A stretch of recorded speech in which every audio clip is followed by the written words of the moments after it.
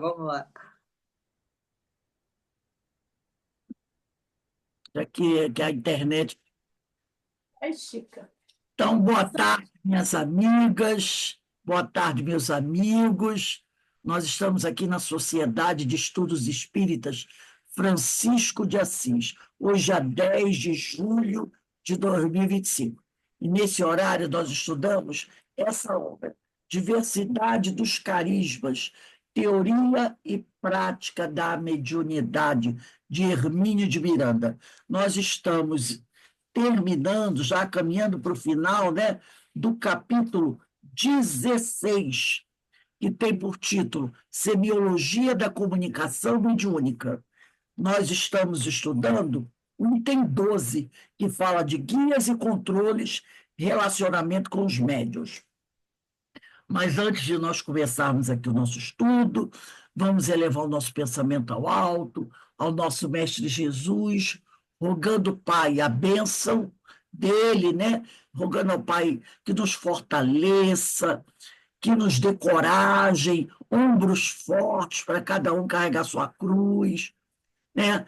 Para que nós possamos, Senhor, vencer essas etapas que se apresentam na nossa vida. Às vezes acontece alguma coisa que deixa a gente meio abalado, mas com a ajuda dos amigos espirituais, nós vamos nos erguendo, vamos nos levantando, caminhando, na certeza que nenhum de nós está desamparado.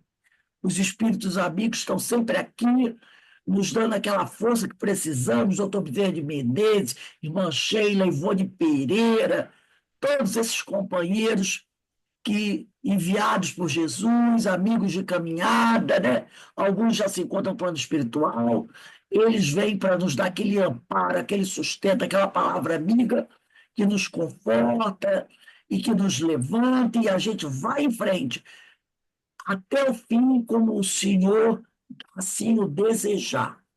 E, mais uma vez, vamos botar sempre, quando a gente vem para o nosso estudo, aquele copinho com água, aquela garrafinha, ó. Eu tenho a minha aqui, ó, garrafinha com água aqui do lado, o meu copinho com água também. E aí a gente pede a Deus que, enquanto estamos fazendo os estudos, os amigos espirituais venham e coloquem aqui nessa água aquele remédio abençoado, vindo do coração do Pai, que a gente vai bebendo durante o estudo e depois a gente deixa em cima de uma mesinha, de uma pia, e essa água fluidificada é o nosso remédio que restaura as nossas forças. Então, toda vez que for estudar, assistir uma palestra, bota a garrafinha de água do lado. Enquanto a gente está estudando, a espiritualidade está abençoando essa água, né?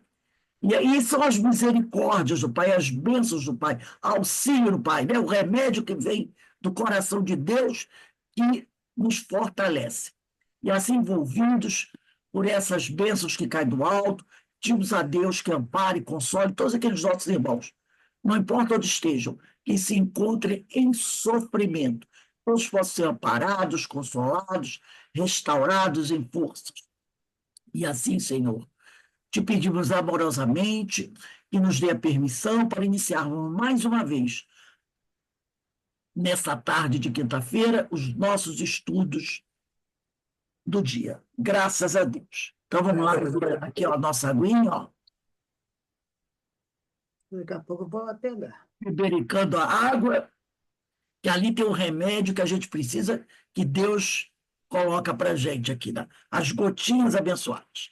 Então vamos lá, gente. Ah, eu queria falar aqui, se cair a internet, eu volto, tá, gente? Porque a internet aqui hoje está meio cheia de coisinhas.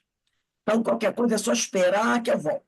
Então, diz aqui, nós estávamos falando na semana passada, que assistiu a aula, sobre uma coisa que o Hermínio Miranda traz para a gente, são os controles. Porque ele fala que na Europa, né, principalmente na Inglaterra, nos Estados Unidos, eles têm um trabalho um pouco diferenciado do nosso. E aqui, eles falam sobre controles.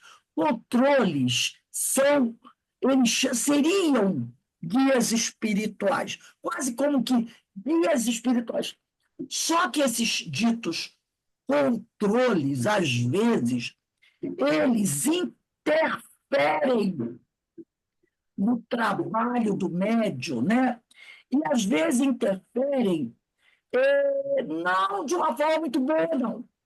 Eu vou voltar alguns parágrafos só para a gente relembrar o que seriam esses controles. Eles dizem assim, ó, entendem eles como controle, os ingleses, os americanos, o espírito que supervisiona o trabalho mediúnico de seu pupilo. Não a distância, como um guia formal, entendido apenas da orientação do médium e de suas tarefas. Aqui no Brasil, quando a gente estuda a doutrina espírita, a gente estuda como? Que o nosso guia espiritual, orientador espiritual, como a pessoa quiser chamar, ele é aquele amigo que ele orienta, né? Orienta, dá uma palavra aqui, né? Às vezes é um puxãozinho de orelha, gente, mas ele não tira o teu livre-arbítrio. Ele não interfere diretamente naquilo que você está fazendo. Então, ele diz aqui, esse controle, como os ingleses, os americanos muitas vezes veem, ele é, ele é um guia formal e cuidado da orientação do médium e das suas tarefas, mas como participante. É o controle, que eles chamam de controle, que opera prioritariamente as faculdades de seu médium. Transmite instruções e mensagens próprias ou de terceiros não incorporados. Mantém a boa ordem do trabalho e bloqueia interferências indesejáveis ou importunas, embora possa, eventualmente, ceder sua vez a um ou outro espírito a seu critério exclusivo pessoal. Esse é o controle. Muitas vezes o controle faz assim. Tem um espírito que quer se comunicar. Você é um médium psicofônico ou psicográfico. Então, o que a gente conhece como normal? O espírito se aproxima do médium, não é assim? Se aproxima do médium e transmite o pensamento dele. O médium capta a ideia, transforma isso em palavras que podem sair pela boca do médium, a psicofonia, ou escrita. O médium vai começar a escrever. O controle faz muitas vezes assim. O espírito quer conversar, quer passar sua ideia para o médium. Ele entra como intermediário. Aí o espírito tem que mandar a mensagem para ele, para ele. Ele dá uma verificada na mensagem e depois ele passa a mensagem para o médium. É como se ele fosse um médium do espírito que vai se comunicar. Entenderam como a coisa é um pouco diferente? Então, a internet não está muito boa, não, hein, gente? Já falei aí com vocês. Ela está meio esquisitinha aqui. Eu vou até, Denise, a tua está boa, a tua internet? Eu vou passar até o controle para você aqui, porque qualquer coisa, vou tornar você anfitriã, né? Pronto. Que aí, se cair, você já sabe. Então, o controle seria mais ou menos assim. E ele diz aqui, ó, ele bloqueia interferências indesejáveis ou inoportunas. Aquilo que ele considera inoportuno, ele bloqueia. Não é o médium que bloqueia. Ele bloqueia. E outra coisa, e eventualmente ele cede a vez dele. Então, não é sempre que o médium é da comunicação de um espírito. É ele que é tipo assim, que seleciona quem pode e quem não pode dar comunicação. Entendeu? E ele, é como se ele se considerasse, entre aspas, o exclusivo. O exclusivo. Tanto que ele diz aqui, eventualmente, quer dizer, às vezes, e é raro, é que ele permite que o espírito fale através do médium. Entendeu? Então, eventualmente ceder sua vez a um outro espírito, a seu critério exclusivo e pessoal. Então, ele que diz, não, esse espírito aqui, eu acho, eu vou permitir que se comunique através do médium. Aí ele cede, mas isso é eventualmente, que na maioria das vezes é assim. O espírito está lá, se o espírito é muito sofredor, né? Ou tem algum outro problema, ele que recebe a comunicação. E aí ele passa para o médium.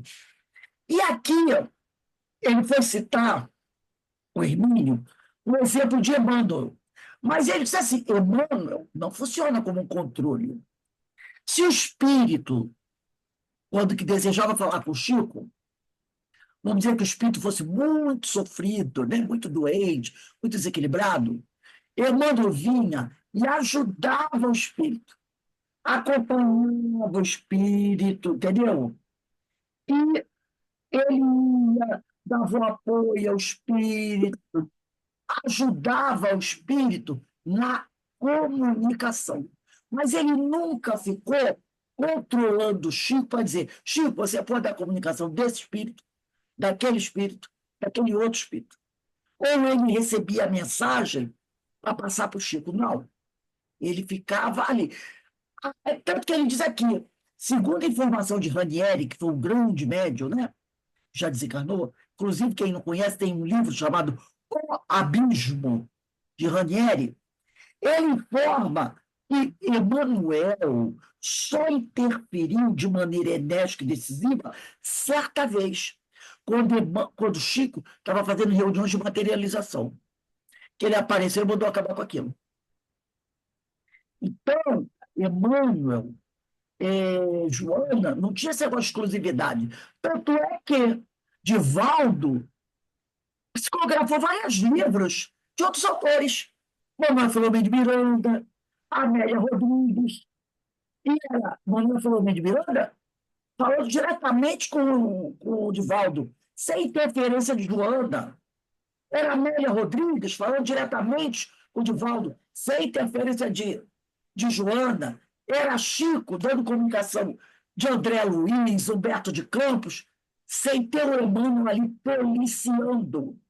Então, esse controle, né, ele é interessante, tem horas que ele é até bom, né, mas tem horas que ele faz um controle muito em si, muito, sabe, do médium, como se ele fosse, assim, uma exclusividade. Ele é o espírito principal e ele que controla assim, a vida do médium, entendeu? Quem pode, quem não pode. E muito poucas vezes ele permite um espírito para falar diretamente com o médium. Ele tem que ser o sentinela, entendeu? Interferindo, recebendo a mensagem e passando depois para o médium. Por isso que chama de médio do espírito, né? Seria médio do espírito. E aqui na aula de hoje, né, ele estava falando,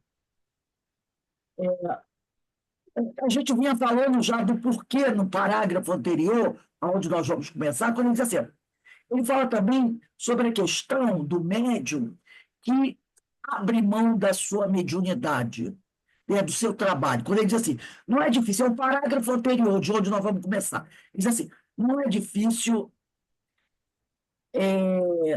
quão desastroso é para o médium, uma vez chegado o momento de dar início à sua parte da tarefa, começar a refugá-la, seja por comodismo, egoísmo, indiferença e irresponsabilidade, ou qualquer dificuldade de natureza meramente humana. É claro que seu livre-arbítrio será respeitado se o médium, de repente, decidir, eu não quero trabalhar com intercâmbio espiritual, né? Então, ele diz, o seu livre-arbítrio será respeitado, ele nunca será arrastado à força para o exercício da tarefa combinada, e para a qual seu guia está pronto e disposto a colaborar. Em casos assim, não apenas está ele, o médium, assumindo grave responsabilidade, não pelo que fez, mas pelo que deixou de fazer. como também porque, sem a amorosa cobertura do seu orientador espiritual, terá mercê de espíritos ajustados, que o induzirão a mais fundo mergulho em seus equívocos pessoais, em lugar de ajudá-lo a galgar o degrau ou dois dos inúmeros patamares da bíblica escada de Jacó. Então, ele está dizendo o seguinte, né? Que o médium que tem, né, esse dom, é o dom da mediunidade, né? Ele deve utilizar a sua mediunidade para a prática do bem. Mas tem médios que não querem, não gostam. Aí a gente tem que prestar atenção numa coisa. Às vezes o médium, né, ele não quer praticar mais o intercâmbio, por uma razão. Mas ele não se afasta do trabalho na casa espírita. Ele busca outro trabalho. Pode ser uma evangelização, pode ser uma coordenação de curso. Então, se ele busca outro trabalho, bem, teu microfone está ligado. Desliga aí para a gente, por favor, dá uma interferenciazinha. Então, se ele busca um outro trabalho, não tem problema para ele. Não tem problema. Ele está trabalhando, né, com a espiritualidade, ele está na casa espírita, ele vê essas palestras, participa das atividades, ele só não quer trabalhar no intercâmbio.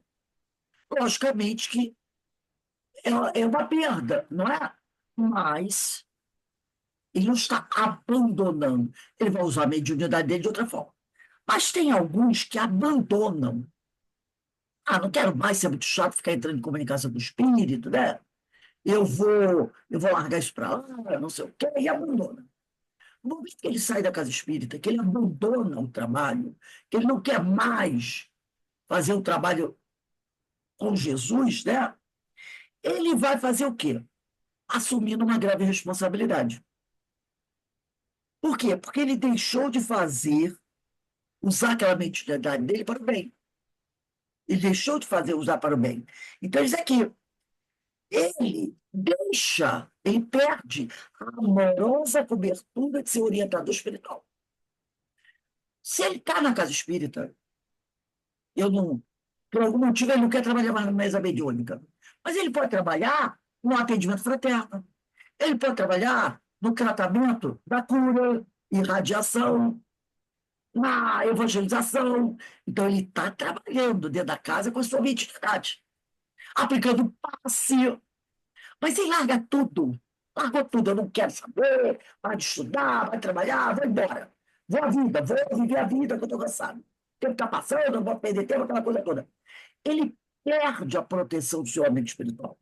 Ele perde essa cobertura. Mas a sua mediunidade está ali. Só que agora ele vai ficar à mercê de espíritos desajustados, que o induzirão a mais fundo mergulho em seus equívocos pessoais. Então, esses espíritos que vão se utilizar da mediunidade dele poderão induzi-lo, tá, a equívocos. Daí ele vai deixar de crescer, de evoluir. Então, a gente tem que tomar cuidado aqui, porque a pessoa vai dizer assim, eu não estou me sentindo mais bem trabalhando na mesa mediúnica. Vai ficar desamparado? Não, não. Você está trocando de trabalho, né? Eu prefiro trabalhar no passe, eu prefiro trabalhar na evangelização, né? Eu prefiro trabalhar no atendimento fraterno. Você estará usando a sua mediunidade, tá? Você estará trabalhando a sua mediunidade. Então, quando esses casos acontecem, quando você abandona, quando você abandona tudo, tá? Eu só vou botar uma mensagem aqui para a Denise. Posso fazer uma pergunta? Olha, E acontece, nesses casos que a pessoa abandona, tem alguns casos que têm consequências físicas de doenças. sim, sim. Com certeza. que a pessoa. Olha, por exemplo, vamos dizer assim, vou citar aqui o exemplo da Verinha, que ela era doutrinadora, ou da Eloá, que era psicofônica.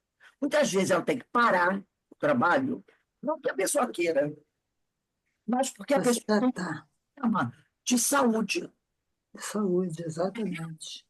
Aí não é abandono. Ah, eu vou abandonar. Não é diferente. Você teve que parar o trabalho por questões de saúde. Saúde, Mas exatamente. Não, eu você estou falando o contrário, da pessoa realmente abandonar não adianta, porque vai não quer mais. ficando, porque às vezes a pessoa tem que deixar o trabalho por questões de saúde, mas ela está ligada, está estudando, está ali, então ela está com a sua proteção. Mas quando você abandona, se cansei, entendeu? Cansei, isso é muito chato, você agora de ficar estudando doutrina, de ficar ali na casa trabalhando, fazendo qualquer trabalho, entendeu? Aí é o que ele disse aqui. Quando esse médio faz isso, ele está assumindo grave responsabilidade. Não pelo que fez, mas pelo que está deixando de fazer. Como também, porque nesse momento que ele abandona, vai embora, ele fica sem a cobertura de ser orientador espiritual. Mas ele continua sendo médium. Então, aquela mediunidade vai passar a ser o quê? Utilizada, manipulada por outros espíritos. E ele vai mergulhar em seus equívocos pessoais. E isso pode trazer, sim, problemas espirituais, problemas emocionais, problemas de saúde. Porque aí, Denise, dá uma olhadinha aí no chat. Porque aí, entendeu? Ele Problemas graves que o incapacitam de fazer outras coisas. tem muitas coisas. Vai depender de como esses espíritos que vão se apoderar de você vão agir. Como é que eles vão agir? Entendeu? Você está sem a cobertura da espiritualidade. Aí a gente entende o porquê do afastamento do orientador espiritual, o motivo. Você percebe que você não quer mais fazer um trabalho do bem, ligado a ficar com você. Mas você continua como médium. Né? Então, ele está ali, mas se você não quer mais, ele vai embora. E você fica entregue. Um espírito qualquer pode se aproximar de você, enganar você, dizer que é um amigo espiritual e te orientar de forma equivocada. E aí você vai tomando atitudes totalmente que vão te desequilibrando. Isso pode afetar o teu corpo, a tua saúde, sim. Entendeu? Você encontra muitos médiums doentes. Muitos médiums doentes. Mas a pessoa está ali, você conversa com a pessoa. Eu conheço alguns que, ó, não querem saber de nada. Se você convidar para assistir, assiste uma palestra, né? Nós temos estudo ainda do Evangelho, Sermão do Monte, Amélia Rodrigues. Aí vem, assiste uma vez, duas e desaparece. Mas depois que que ele teve a capacidade dele de raciocínio mental tomada, que é onde ele é jogado numa cama e não consegue atinar mais nada, não tem como fazer mais nada. Família pode ajudar. Se, por exemplo, se é uma obsessão por subjugação, a família, né? Tem o tratamento médico, leva, procura um psiquiatra, um psicólogo, né? Para fazer um tratamento psiquiátrico, que às vezes a pessoa precisa, e busca levar a pessoa a uma casa espírita para fazer um tratamento, por exemplo, do CEOI, né? Nós temos um tratamento espiritual terça-feira, leva a pessoa estiver incapacitada, e se ela quiser, se ela tiver de ser dizer, não, se ela não quiser, você não pode fazer nada. Aí ela fica entregue à vontade dela. Mas se ela tiver perdido a vontade, a capacidade de escolher, bota numa cadeira de roda, leva. Muitas vezes a gente, no tratamento ancião, via gente com a família numa cadeira de roda, recebia o tratamento, e aí, com o tempo, a pessoa vai melhorando. Mas tem pessoas que não querem. E você percebe que essas pessoas, Às vezes você chama, aí ela vem, assiste um dia, assiste dois e desaparece. Vai observar a vida dessa pessoa. Sempre difícil, envolve com problemas, as coisas não caminham muito difícil. Você diz, você percebe que tem um componente espiritual ali. Você percebe que aquela pessoa é médium, mas às vezes ela sabe, que ela até cita algumas coisas, que ela tem essa mediunidade, mas não quer responsabilidade, porque mediunidade pressupõe responsabilidade e renúncia. E a pessoa não quer, aí quer ficar inventa umas coisas, inventa outra, entendeu? Cheio de desculpas, ah, hoje não deu por isso, hoje não deu por aquilo, hoje não deu por aquilo outro, aqui hoje não deu por aquele outro, entendeu? Uma hora você né, de ficar chamando, você até fala uma vez, você percebe aquela pessoa com dificuldades. E você percebe que tem a mediunidade ali. Se uma pessoa mas não quer compromisso, não quer aquela responsabilidade, e ela precisa ser levada pelas ondas, até que pode cair numa cama. E aí, como é que se fazer? Foi escolha daquela pessoa. Se ela estiver totalmente capacitada, a família pode levar. Mas se ela continuar dizendo, não, eu não quero, ela vai ficar ali naquela cama. E você não pode fazer nada, porque ela tem um livre-arbítrio. Né? Então, aqui, ele vai entrar. Agora nós vamos entrar no parágrafo da aula. Você, de vez em quando, dá uma olhadinha tá, para ver essa questão. Aí ele diz aqui, ó, que considerar ainda, no reverso da medalha, nós falamos sobre aquele médium que abandona, que não quer, que pode sofrer essa problemática. Né? Ele diz aqui, há que considerar ainda no reverso da medalha aquele que não estando, falando do médium, devidamente preparado, programado para um trabalho mediúnico de fôlego, fôlego quer dizer, de monta, né? Insiste em exercer faculdades insuficientes ou inadequadas, bem como diferentes daquelas em que foi treinado. Então, tem também um médium que ele não estuda de forma adequada, não se dedica a cuidar da sua mediunidade de forma adequada, mas que ele insiste em realizar o intercâmbio, né? Ele diz que exercer faculdades insuficientes ou inadequadas, bem como diferente daquelas que foi treinado. Então, é aquele médium que ele não se prepara, não busca o estudo, não busca participar de nada, se instruir em nada, mas ele gosta de ficar dando comunicação, entendeu? Ele gosta de ficar, como diz o povo por aí, recebendo espírito. É isso que ele está falando. É o reverso da medalha, que o outro tem a capacidade e abandona. Esse aqui é aquele que tem a mediunidade, mas não quer se preparar adequadamente, tá? Mas ele exercer a faculdade do jeito que ele quer. Então, ele é médio psicógrafo, mas ele quer dar psicofonia. Ou médio psicofônico, quer psicografar. Né? Então, isso também pode dar problema. Aí ele fala desse médico inglês, doutor Feder, né? Que se coloca na postura de cientista e pesquisador e não de espírito. E observa aqui, esse pesquisador ele diz o seguinte: é certo que as qualidades morais do médium exercem importante papel. Se a mente e os objetivos do médium são puros, se ele ora pedindo ajuda, ou se solicita aos seus bons amigos espirituais que o orientem, parece que a solicitação é atendida. Então, ele está dizendo o seguinte: se o médium, né, se prepara, pede ajuda, pede aos amigos para que o ajude, que o proteja, que o oriente, ele vai ser orientado.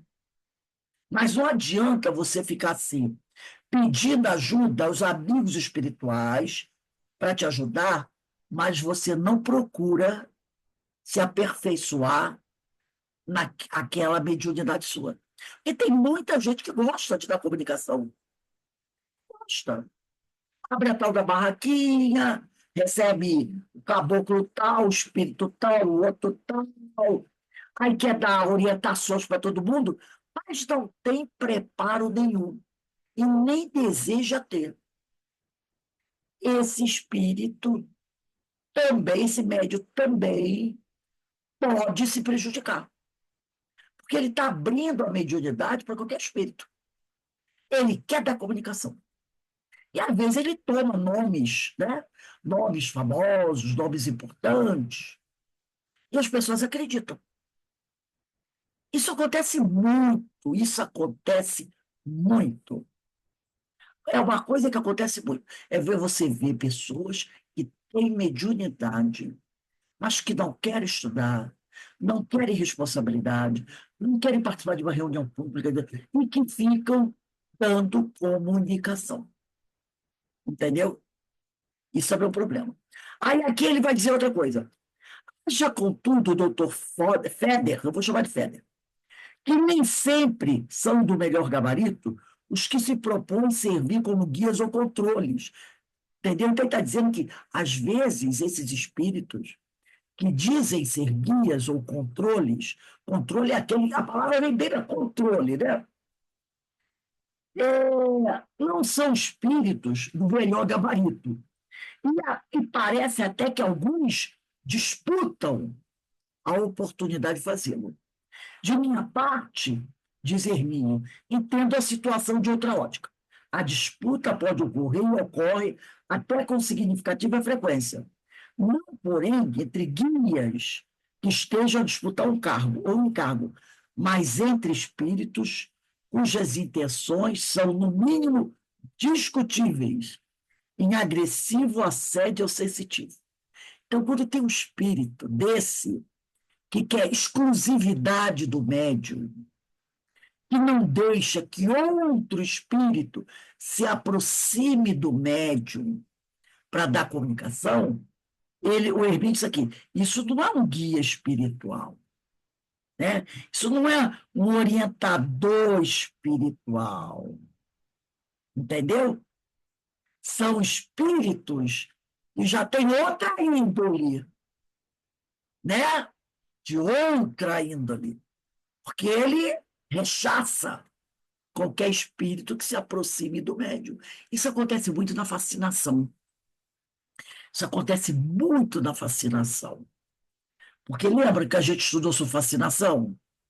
Que a fascinação é quando o espírito não deixa que outro espírito se aproxime. Por quê? Para o outro espírito não abrir o olho do médium. Então ele afasta todo mundo. Ele afasta outros espíritos e os encarnados também. Aí o espírito fica do seu domínio. E ele tem ali exclusividade. E como o médium, muitas vezes, não, também tem uma moral muito duvidosa, a vaidade dele fica exacerbada, né? Então ele diz aqui, ele continua aqui, ainda mais que sabemos que não poucas mediunidades se apresentam de início sob vigorosa pressão perturbadora de espíritos desajustados. Então, ele está dizendo aqui que, normalmente, quando o médium está começando o seu trabalho mediúnico e tem uma mediunidade muito ostensiva, muitas vezes são espíritos menos elevados é que se aproximam deles. Entendeu? É isso que ele está dizendo assim. Ainda mais sabemos que não poucas mediunidades, quer dizer, a maioria, um grande número de médiums que estão começando seu trabalho mediúnico sob vigorosa pressão, sofrem uma vigorosa pressão perturbadora de espírito exaustado. Então, aquela pessoa que está começando o trabalho mediúnico, ela tem que ter uma atenção redobrada. Redobrada. Porque se ela está começando agora e não tem muito conhecimento, dificilmente espírito muito, muito elevado vão se aproximar dela, né? Espíritos medianos para baixo. Então ela tem que estar atenta. Daí a importância do estudo do Evangelho. Porque quando o espírito chegar fazendo umas sugestões. Por exemplo, vou citar uma sugestão. Não vou falar quem é o médium, vou falar do fato em si. Apesar que este médium não era um médium iniciante. Olha só, já era um médium com bastante tempo de serviço. E um médium muito bom, muito bom. Não, era um médium psicográfico, psicografava, né? Obras. E o espírito se aproxima dele. Isso foi relatado pelo próprio médium. E dizendo para ele o seguinte, que era para ele abandonar a casa espírita que ele trabalhava. E, normalmente, quando o médium é psicográfico e ele publica livros, a renda do seu livro, normalmente, ele doa para obras de caridade. Porque uma obra psicográfica não é do médium. Sim, Chico. Chico, todos os livros que Chico psicografou, a renda ia ou para a FEB, Federação Espírita Brasileira, ou ele dava para alguma instituição de caridade. Se ele psicografou uma obra de Emmanuel, quem é que está escrevendo o livro? Não é Emmanuel? É Emmanuel. Se Humberto de Campos, Humberto de Campos. Divaldo, quando esses livros, Conflitos Existenciais, como esse aqui, da Joana de Ângeles, quem é o autor do livro? Joana de Ângeles. O Divaldo é seu instrumento, aquele que escreve. Então, pensa, a ideia da obra é da Joana, é da Amélia Rodrigues, é do Manuel Filomeno de Miranda, médium. Pode botar no bolso o dinheiro da venda daquela obra. Entendeu? Não pode. Não pode botar no bolso. A obra é do espírito. Então, tem que pegar aquele dinheiro e dar para as obras de caridade. Agora, se você vai publicar um livro fruto dos seus estudos, é diferente. Normalmente o que se faz? Rendeu o valor X, a pessoa pega aquele dinheiro, metade, normalmente ela faz assim, ela dá para as obras de caridade, a outra metade fica para ela, para fazer os trabalhos dela. Mas aí a obra é fruto dela, do pensamento dela. Como qualquer outro autor que escreve um romance, como faz um filme. Não, é fruto do meu pensamento. Aí é diferente. Mas se você botou lá, pelo espírito tal, não é seu. No caso desse médium, era psicógrafo, e ela diz o médium que recebeu, olha só, presta atenção, que recebeu uma orientação do espírito para que ele abandonasse a casa espírita, olha só, e fundasse, construísse uma editora para ele publicar os livros dele e passasse a ganhar dinheiro. E o que esse médium fez? Fez isso. Abandonou a casa espírita, construiu uma editora e começou a psicografar, e os livros passaram a ser vendidos pela editora do médium. E aí o médium foi ficando rico, rico, rico, rico, rico, muito, muito rico. Lembra do beletrista da Ivone Pereira? Ele queria isso. Ele ainda sugeriu para Ivone, disse assim, Ivone, você faz assim, minha amiga, você não precisa nem botar meu nome, você psicografa a obra, eu não vou ficar chateado, você psicografa a obra, assina como se fosse você que tivesse criado aquela história e pode vender à vontade que você vai ficar muito bem, obrigado. Ele sugeriu isso para a Ivone. A Ivone disse, não, não, não, não, não, nada disso, nada disso. Não vou entrar nessa. Esse outro médium entrou nisso. E aí, ó, a coisa continuou psicografando, escreveu, nossa, uma perca de livros, ficou muito rico. Mas foi envolvidos pelos espíritos inferiores. A obra perdeu a qualidade, porque não eram mais aqueles espíritos elevados que lá no início mandavam suas mensagens através desse médium. Esses espíritos elevados, lá do início, foram embora. E outros vieram e substituíram. Entendeu? Então, voltando aqui. Aí ele diz aqui, né, o Hermínio, vamos lá prestar atenção. Ele diz aqui, muitos são os médiuns que pagaram elevado pedágio excessivo antes de alcançarem condições satisfatórias para um eficiente e equilibrado exercício de suas faculdades. Alguns caem, vamos dizer assim, na lama e conseguem, mais tarde, até despertar e se reerguer naquela reencarnação. Outros não conseguem, entendeu? Outros não conseguem a recuperação. Tem alguns que se caem nesse vendaval e é levado por esse turbilhão. E naquela encarnação, ele não consegue despertar, levantar e voltar. Alguns conseguem, mas muitos não conseguem. E aí vão levar esse processo obsessivo para outras vidas. Né? Aí ele diz aqui, ó, é, em algumas frases, o doutor Feder traça um sumário perfil dos controles ou guias, né? E ele diz que às vezes não são muito bem intencionados, esses controles, dizendo que, por muito experientes que sejam, guardam certas limitações e, às vezes, precisam consultar outros companheiros a fim de responder às questões mais complexas ou fora do alcance de seus conhecimentos.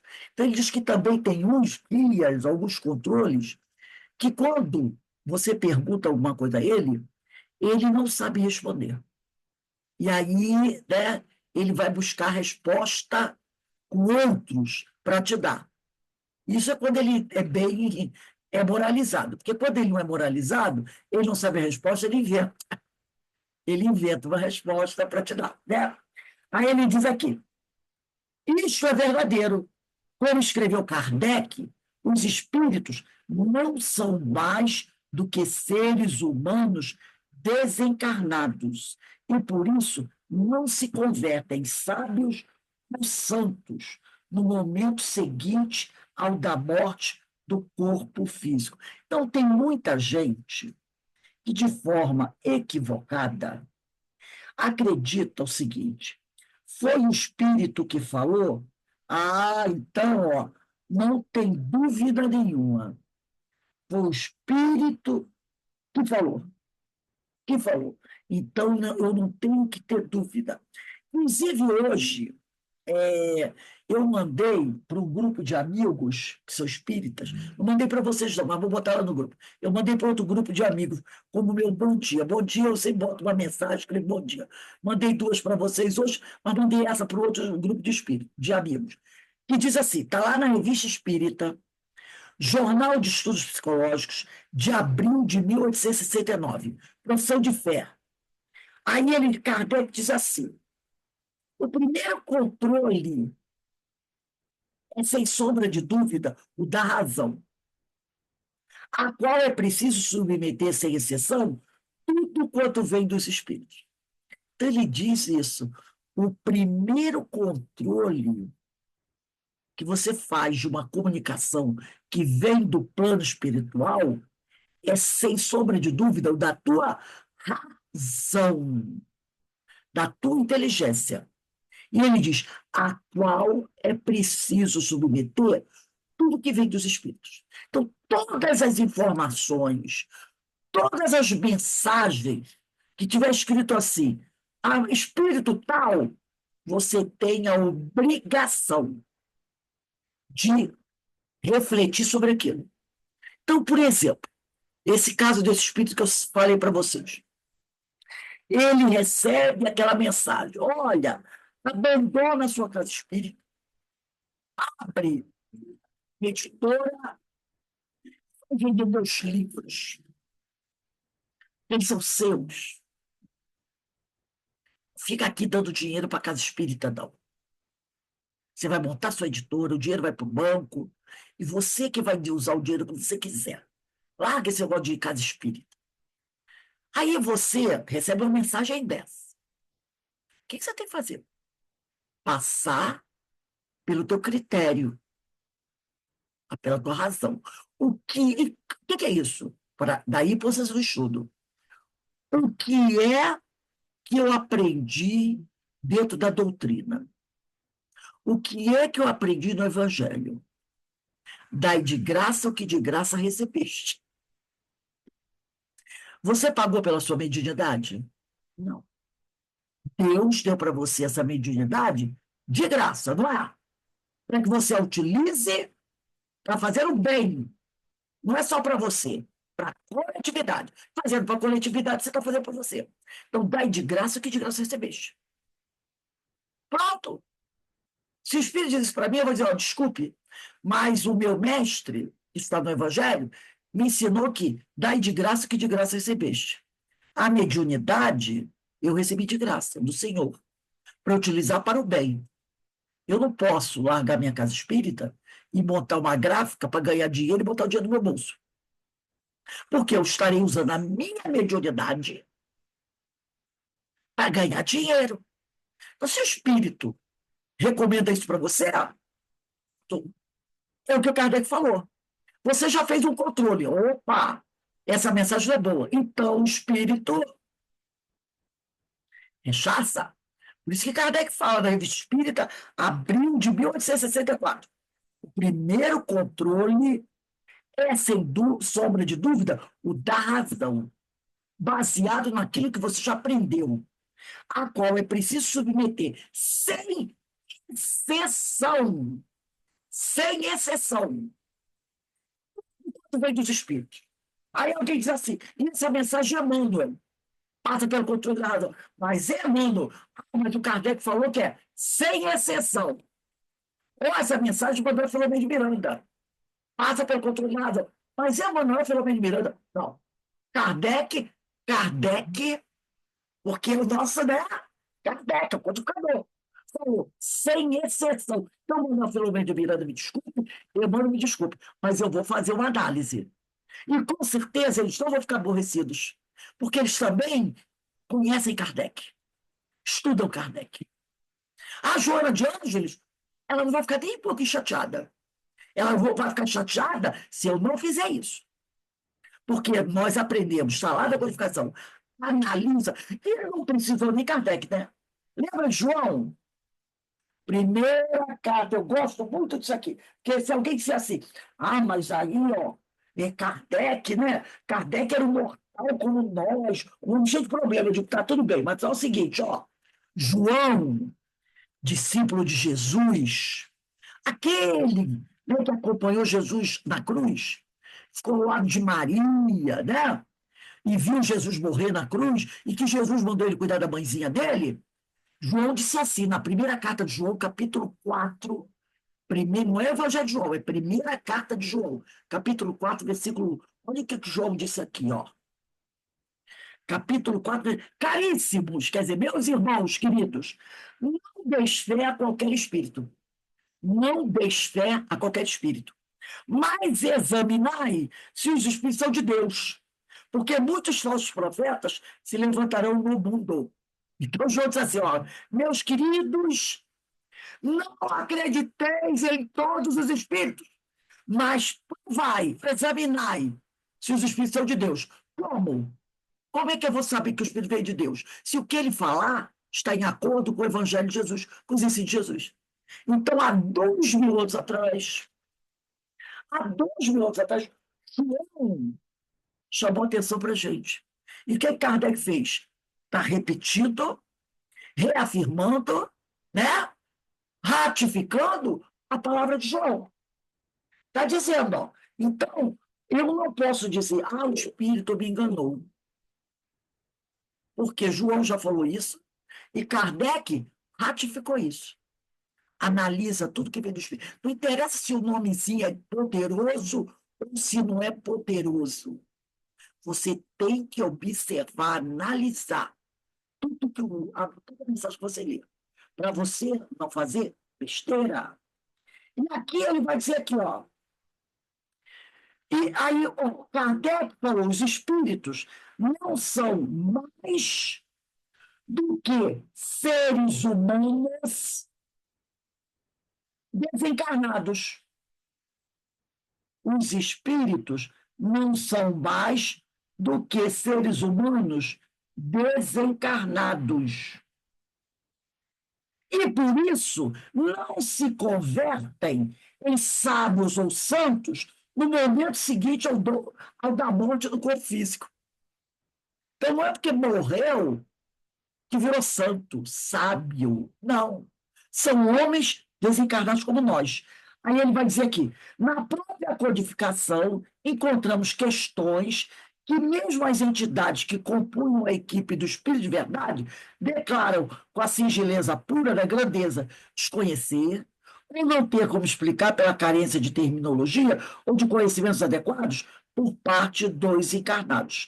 Então, quando o às vezes faziam pergunta sobre alguma coisa e diziam o seguinte: gente, a gente não pode responder para vocês, né? Primeiro, porque a gente não conhece, ou então, porque nós não temos palavras, não encontramos palavras no vocabulário de vocês para explicar isso. Então, gente, não pode. Lembra que tem lá no Livro dos Espíritos uma questão, lá logo do início, as questões iniciais, quando os espíritos dizem o seguinte, ó, gente, o negócio é o seguinte, tem certas coisas que não adianta você ficar malhando, batendo naquela tecla, que você não vai conseguir achar a resposta, né? Tem umas que eles dizem isso, ó, não adianta, principalmente por questões que tratam sobre Deus, questões que tratam sobre Deus, né? Eles falam isso para a gente. Tem hora que ele diz assim, ó, não vá, deixa eu ver se eu acho aqui, além disso daí, não vá além disso, porque você não vai entender, né? É, não vai encontrar tal da resposta, né?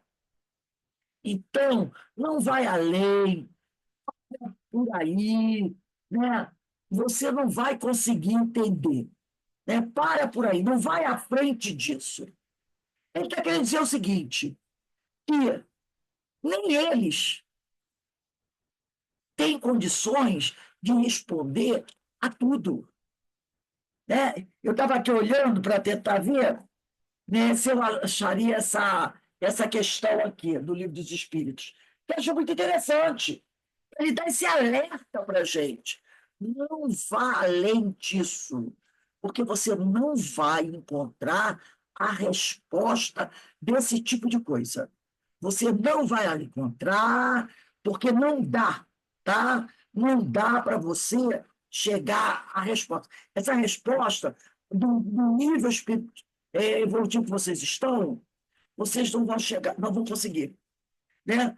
E nós também, na questão número 13, quem quiser botar aí, ó, questão 13 de O Livro dos Espíritos, né? Aqui, ó, vou botar aqui, a questão número 13 do Livro dos Espíritos. Desse parágrafo, na própria codificação encontramos questões que mesmo as entidades que compunham a equipe do Espírito de Verdade declaram com a singeleza pura da grandeza desconhecer ou não ter como explicar pela carência de terminologia de conhecimentos adequados por parte dos encarnados. Questão número 13. Olha o que diz aqui. Quando dizemos que Deus é eterno, infinito, imutável, imaterial, único, onipotente, soberanamente justo e bom, temos ideia completa de seus atributos? Os Espíritos dizem, do vosso ponto de vista, sim, porque credes abranger tudo. Então, do nosso ponto de vista, a gente pensa em entender o que é eterno, infinito, imutável, material, único, onipotente, soberanamente justo e bom. A gente acha que entende, que sabe o que é isso, do nosso ponto de vista. Mas, na verdade, a gente não sabe o que é Deus ser imutável, o que é essa imutabilidade divina. A gente sabe que imutável é uma coisa que não muda, mas é só isso? A definição de imutável em relação a Deus? Claro que não. Então, ele diz aqui, né? Do vosso ponto de vista, sim. Vocês acham que tem uma ideia completa dos seus atributos. Porque credes abranger tudo. Sabem, porém, que há coisas que estão acima da inteligência. Olha só, olha o que ele diz. Sabem, porém, que há coisas que estão acima da inteligência do homem mais inteligente. Então, há coisas que estão acima da inteligência do homem mais inteligente, às quais a vossa linguagem restrita, as vossas ideias e sensações não têm meios de exprimir. E aqui ele se colocou, eles se colocaram no meio disso aqui, mostrando que há coisas que estão acima, né, do homem, do espírito mais inteligente. Há coisas que o espírito crístico, como Jesus, sobre Deus, que ele não sabe, não pode alcançar. Entendeu? Nós conhecemos Jesus como espírito mais elevado que houve aqui na Terra. Mas não podemos dizer que Deus conhece tudo, que Jesus conhece tudo sobre Deus? Claro que não. Senão ele seria Deus. E ele não é Deus. Ele é uma criação divina. Por isso ele diz: há coisas que estão acima da inteligência do homem mais inteligente, as quais vossa linguagem restrita, as vossas ideias e sensações não têm meio de exprimir. A razão, com efeito, vos diz que Deus deve possuir em grau supremo essas perfeições todas. Porquanto, se uma lhe faltasse ou não fosse infinita, ele já não seria superior a tudo. Não seria, por conseguinte, Deus. Estar acima de tudo, para estar acima de todas as coisas, Deus tem que se achar isento de qualquer vicissitude. Deus e de qualquer das imperfeições que a imaginação possa conceber, né? Então, uma outra questão aqui, questão 14, bota aí também um 14. Questão 14. Diz assim, pergunta: Deus é um ser distinto ou será, como opinam alguns, resultante de todas as forças e de todas as inteligências do universo reunidas? Olha a resposta dos espíritos. Se fosse assim, Deus não existiria, porquanto seria efeito e não causa. Porque ele disse: Deus é a resultante. Opa, resultante é efeito, né? Resultante é resultado. Se Deus seria resultado de todas as forças e de todas as inteligências do universo reunido, ele diz: se fosse assim, Deus não existiria. Porquanto ele seria efeito e não causa. Ele não pode ser ao mesmo tempo uma e outra coisa. Aí ele diz: olha o que o amigo espiritual diz: Deus existe, disso não podeis duvidar. E é o essencial, ponto. E é o essencial, ponto. Crede-me, não vades além. Não vos percais um labirinto onde não lograríeis sair. Isso não vos tornaria melhores, antes um pouco mais orgulhosos, pois que acreditaríeis saber, quando na realidade nada saberíeis. Deixai, consequentemente, de lado todos esses sistemas. Tendes bastante coisas que vos tocam de pé, tem muita outra coisa que você precisa estudar. Mergulha nesse campo.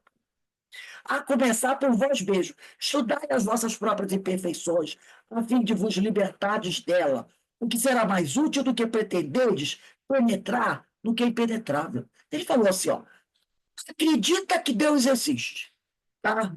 Deus existe, você não pode duvidar disso, e para você isso é essencial. Não vai mais além. Você não vai conseguir achar a resposta. Nem mesmo esses espíritos superiores.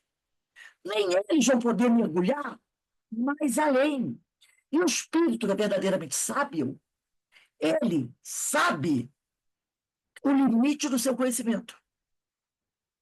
Ele sabe que, mais do que isso, eu não posso falar, que eu não conheço. E eu não vou encontrar na língua de vocês também palavras para explicar isso. Um bom exemplo desse, sabe qual é? A palavra perispírito. Quando Kardec criou a palavra perispírito, os espíritos não gostaram dessa palavra, porque eles achavam que essa palavra não mostrava o sentido completo do corpo espiritual, que ela não definia o corpo espiritual por completo.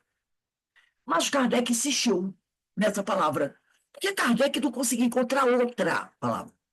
E eles compreenderam o seguinte: deixa essa palavra perispírito mesmo, Porque no vocabulário deles não tem outra forma para explicar isso. Kardec não encontrou outra forma. E eu não vou poder dar para ele essa palavra, esse conhecimento. Eles têm uma noção melhor de perispírito. Eles sabem que aquela palavra não é a mais adequada. Mas como Kardec, devido à limitação do nosso vocabulário, não conseguiu explicar usando outra palavra, eles acabaram, deixa ele continuar usando. Entendeu? Porque sabiam, e eles falaram isso. Eles falaram isso. Essa palavra não define. Mas como você não encontrou outra, fica essa mesmo. Então, É. E, e, Rose, foi. que eu achei assim bem forte, né? O que está aí no finalzinho, da onde a gente leu agora, do parágrafo 14, que ele falou assim no finalzinho, né? Estudai as vossas próprias imperfeições, a fim de que vos libertardes dela, Isso, do livro dos né? Espíritos, ele diz O, isso. é, Ele fala isso. o que seria mais útil, Exato. mais útil. Quer dizer, em vez de você quiser ficar mergulhando em pesquisas infrutíferas, quer dizer, querer definir Deus, É, né? Vai pesquisar coisas relativas a você.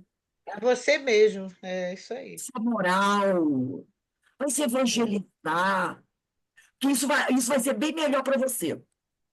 Então, e por isso que eu destaquei a questão 13 e 14 do Livro dos Espíritos, para é, do lado desse último parágrafo que acabamos de ler. Que ele fala aí, é, em vez de você ficar, como diz o povo antigo, né, procurando é. pelo em cabeça de quem Chifre da cabeça de cavalo. é pelo, né, cabeça de cavalo ou cabelo de É, desse. É, eu esqueci do ditado qual É é. pelo em ovo, Falo. chifre em cabelo, chifre em cabeça de de cavalo, cavalo. pelo em ovo. Se ninguém ficar procurando chifre, cabeça de cavalo, pelo e ovo, vai trabalhar as suas imperfeições, vai É, trabalhar a sua questão moral. Né? sim. Ele fala isso pra gente. Ele dá uma chamada, foi muito bom você lembrar dessa ideia. Achei muito interessante que ele diz aqui, ó. Não vos percais do labirinto, onde não lograreis sair. Né? Aí ele diz Vai cuidar da tua vida. É, as vossas próprias imperfeições. É questão 919 e 919A de O Livro dos Espíritos. Estudai as vossas próprias imperfeições. Aí ele diz aqui, ó, a fim de vos libertardes delas, será mais útil do que pretendentes penetrar no que é impenetrável. Quer dizer, em vez de ficar procurando pelo em ovo e chifre e cabeça de cavalo. Quis dizer para a gente. é, Às vezes a pessoa quer, tu não vai conseguir. E eles dizem, muitas vezes os espirituais dizem, não podemos responder isso, porque não vamos encontrar a palavra. E ele mesmo disse, né, aqui também na questão 13, é, nem mais inteligente dos mais inteligentes dos homens poderá responder essas questões. Também achei muito interessante quando ele diz aqui. é, É, sim, sabei, porém, que as coisas que estão acima da inteligência do homem, mais inteligentes, as quais vossa linguagem restrita, as vossas ideias e sensações, não têm meio de exprimir. Então, ele fala. E aí, a gente volta aqui para Kardec. Quando Kardec disse aquele negócio.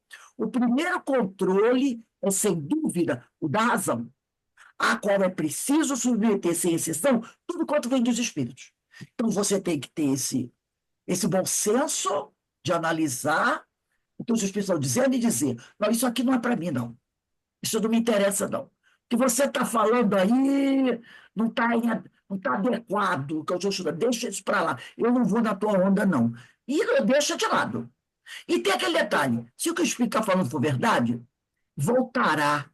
Como diz, né, aquele ditado, é melhor você recusar 1000 verdades do que aceitar uma mentira. Porque se não é a mentira. verdade volta depois. Volta. Então a gente tem que estar atento. Para isso a gente tem que estudar, para poder saber discernir com inteligência e bom senso as coisas. Então, gente, nós vamos encerrando aqui. Ó, o próximo parágrafo é assim: são pacientes e sempre dispostos a ajudar. Bota a data aí, 17/7/25. São pacientes e sempre dispostos a ajudar. No livro Universidade dos Carismas, tá? Então, é aqui que a gente vai continuar. Esse capítulo, esse item aqui é muito bom. É o item 13, guias e controles de relacionamento com os médios. Por isso que a gente não está correndo. O Hermínio aqui está trazendo muitas informações interessantes para a gente. Está trazendo alertas para a gente. Né? Então, a gente tem que prestar bem atenção no que o Hermínio está trazendo para a gente. Vamos dar uma paradinha aqui. Vamos agradecer a Deus, agradecer a Jesus, esses conhecimentos que nos chegam, né, que vão nos ajudar muito a discernir, né, o que é o certo, o que é errado, para que a gente não venha, né, a se perder nesses labirintos que podem nos levar para o abismo. Então, que Deus nos abençoe e Deus nos fortaleça. Daqui a pouco a gente retorna, quando for 5h25, 5h30, para um estudo do livro Luz do Mundo, de Amélia Rodrigues. Também muito bom, gente, o Evangelho é muito bom.